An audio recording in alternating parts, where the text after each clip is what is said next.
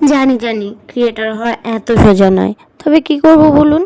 চোখে একরাশ স্বপ্ন নিয়ে মনে অনেকটা সৎসাহস নিয়ে একটা চ্যানেল খুললাম, প্রথম ভিডিওটাও আপলোড করলাম। জানি নিশ্চয়ই আপনারা পাশে থাকবেন, এই বিশ্বাসেই তো করেছি। তবে কতটা কি পাবো জানি না, কিন্তু আপনাদের সাপোর্ট পেলে একদিন হয়তো স্বপ্নগুলো সত্যি হলেও হতে পারে, এই বিশ্বাসেই প্রথম ব্লগটাও আপলোড করেছি। জানি প্রচুর ভুল ত্রুটি থাকবেই, কারণ এটা আমার প্রথম ব্লগ, সাথে আবার আমাকে ভয়েস ওভারও দিতে হচ্ছে।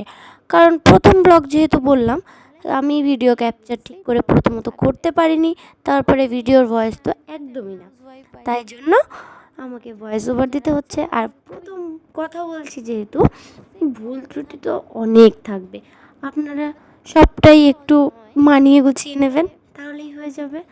একটা পরিবার হতে গেলে যেমন করে আপনাদের সামনে নিজেকে তুলে ধরতে হবে, আমি ঠিক চেষ্টা করব সেরকমভাবেই নিজেকে তুলে ধরার।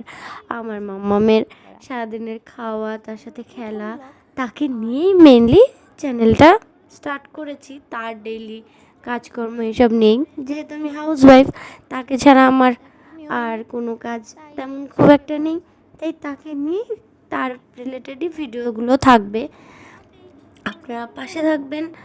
আর আজকে এটুকুই ক্যাপচার করেছি, যেহেতু প্রথম ব্লগ তো এটুকু দিয়েই শুরু, এখানেই শেষ করব আজকে। তো আপনারা পাশে থাকবেন। ইনি আমার মেয়ে পালক চৌধুরী, যার নামেই চ্যানেলটা খোলা হয়েছে, কিন্তু ভিডিওটা আমি করছি, ভয়েসটা আমি দিচ্ছি।